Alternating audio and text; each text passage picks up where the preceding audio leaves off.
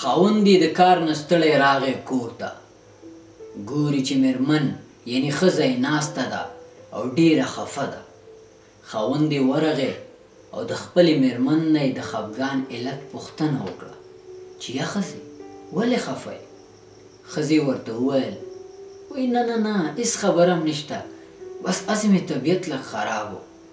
خو خاوند یې ډېر ټینګار وکړ او بار بار یې دا پوښتنه وکړه چې ما ته ووایه زه ستا خاوند یم ولې خفه یې نو ښځې سترګې ډکې ډکې شوې او خاوند ته یې ویلې چې خاونده خبره درته کوم خو ته ما سره ژمنه وکړه یعنې ما سره دا وعده وکړه چې زه کومه خبره هم کوم ته به پرې باور کوې او هغه به منې خاوند یې ورته ویل سمه ده ووایه څه خبره ده ښځې ورته وویل وایي زه لاړمه بازار ته سودا مې راوړل کله مې چې سودا پوره کړه او کور ته راستنه شوم نو په لاره کې یو هلک راپسې و او رامنډه یې کړه زما عزت یعنې ما ته یې لاس راواچو خو ما ترېنه منډه کړه او هغه راپسې و کله چې خپل کور دورشل یعنې دروازې ته راورسېدم او راننوتم نو د هلک لاس زما ولي ته راورسېده او زما نه یې لوپټه یعنې زما پوړنی کش کړ او زما پوړنی وشکېده نیم د هغه لاس کې پاتې شو او نیم زما غاړه کې او زر مې دروازه ورپسې بنده کړه او په تېښته کې بریالی شو او هغه هلک هم لاړه وتښتېد خو زه خفه یم چې ما سره ولې داسې وشو سړي سترګې ډکې ډکې شوې سر یې ټیټ کړ او بیا یې ورته وویل چې ښځې زه په تا او ستا په دې خبره 100 په 100 کې باوري یم چې پرته له دې به تا سره نور هېڅ نه شوی ستا وجود ته به لاس هم نه یې دروړی نو ښځه حیرانه شوه چې زما سړی څنګه دومره مطمئن دی آیا هغه هلک خو به دې ما ته نه یې پوه کړی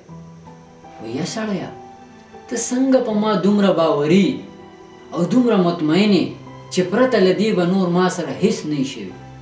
خاوند یې ورته وویلی وایي زه ځکه باوري یم او مطمئن یم چې په ځوانۍ کې ما هم یوې جلۍ ته لاس ور اچولی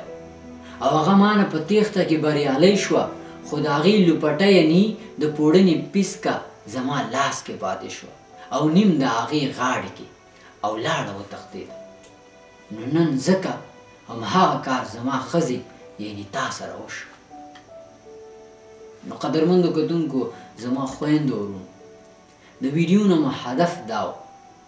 چې که تاسو د بل چا خور مور ښځې یا لور ته په سپک نظر ګورئ نو دا ځان سره په زړه او ذهن کې حتمني ولیکئ چې سبا به څوک ستا مور ستا خور ستا لور ته په سپک نظر ګوري او که چیرې تاسو د چا عزت ته دروند ګورئ د چا خور مور ښځې ته په دروند نظر ګورئ نو دا په یاد ولرئ چې ستاسو خور مور عزت ته به هم خلک په دروند نظر ګوري او هیڅکله به بې عزتي ونه شي او پښتو کې یو متل دی چې څه کرې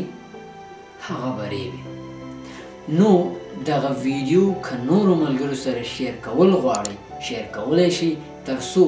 که لږ کسان هم اصلاح شو نو په اجر ثواب کې راسره تاسو شریک کړئ شیر کول یې صدقه جاریه ده په الله مو سپارم په مخه